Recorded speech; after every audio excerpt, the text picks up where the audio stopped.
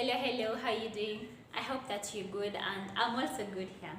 So in today's video, we're going to Adult House Act 3 Characterization. Here we are going to analyze the characters in Act 3. So you want to watch the video to the end to learn more. Let's begin with Nora. And the first trait of Nora in Act 3, she is patient, and that is because she said it herself.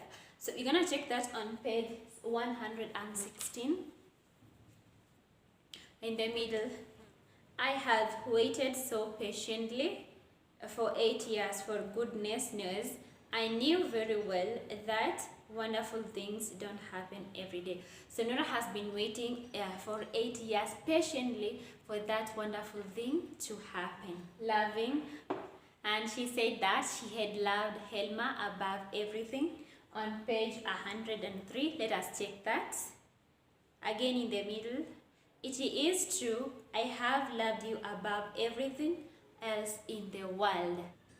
She is determined, and we can say she is determined to leave Torvald and go and start a new life. It's because she did not listen to Torvald when he tried to convince her to stay.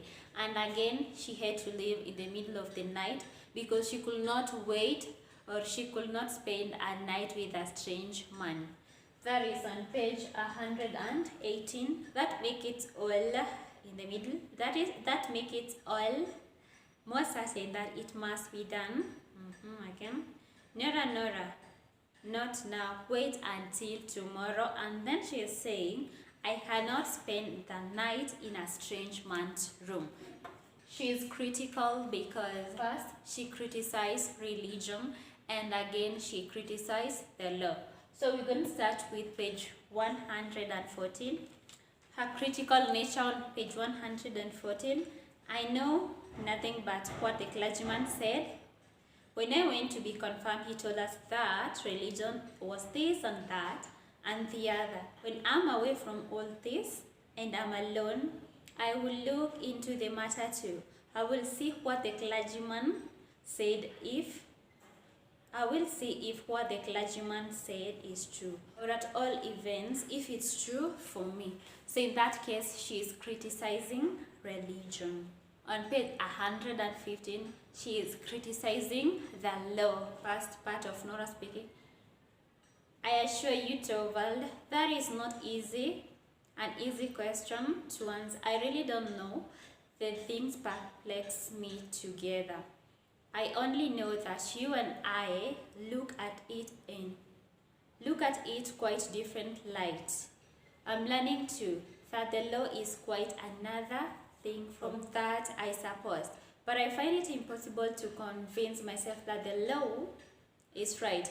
According to it, a woman has no right to spare her own dying father or to save her husband's life. I can't believe that. In this case, she is questioning the law. Now we can move to the second character.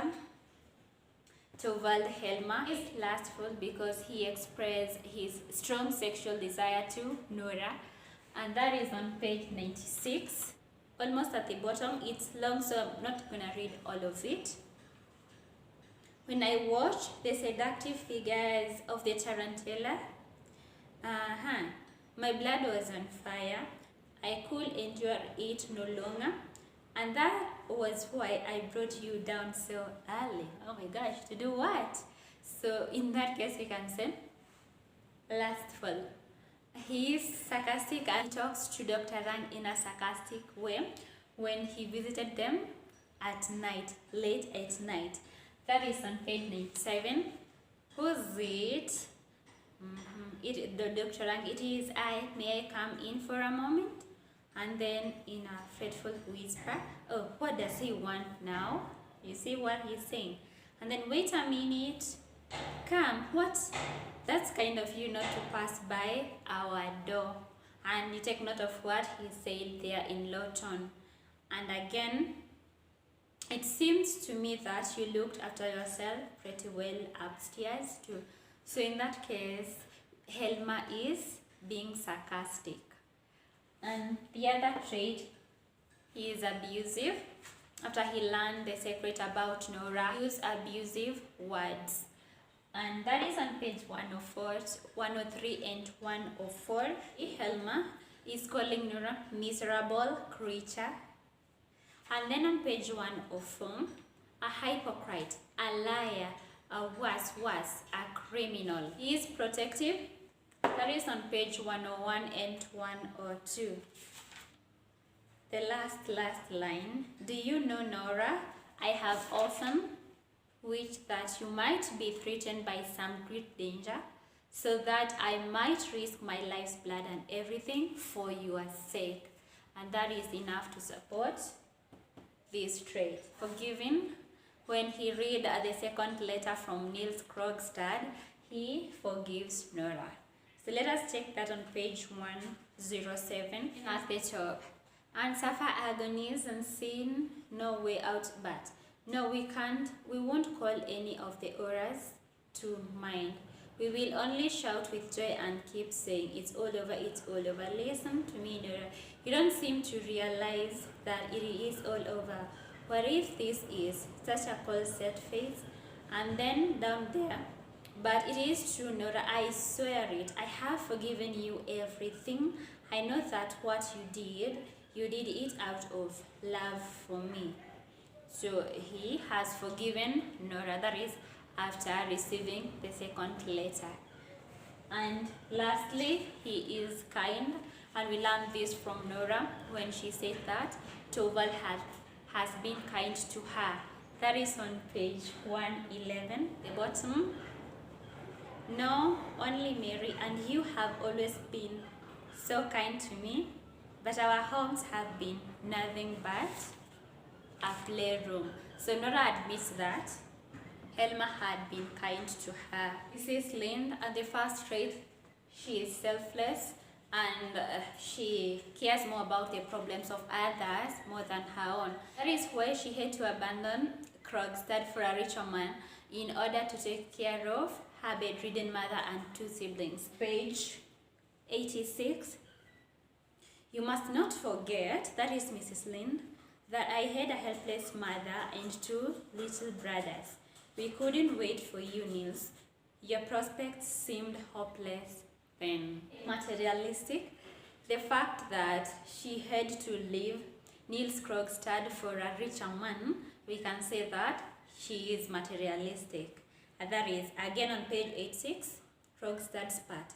So that was it. This only for the sake of money. So she left Krogstad for the sake of money. Bravery. This confident person, because she is able to propose to Krogstad. For a woman to propose to a man needs a lot of confidence. So that is on page 88, the whole of it, but I'm gonna quote this part. Mrs. Linde in the middle, not the whole, but a very small part. There is not the least pleasure in working for oneself. Niels, give me someone and something to work for. So in that case, she is very, very confident. Lastly, she is honest and open, because she tells Nora to tell the husband her secret without hiding. That is on page 93 in the middle. Nora, you must tell your husband all about it.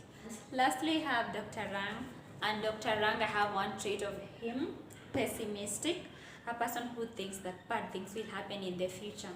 And in this case, he says that in the next fancy dress ball, he'll be invisible, meaning that he dead.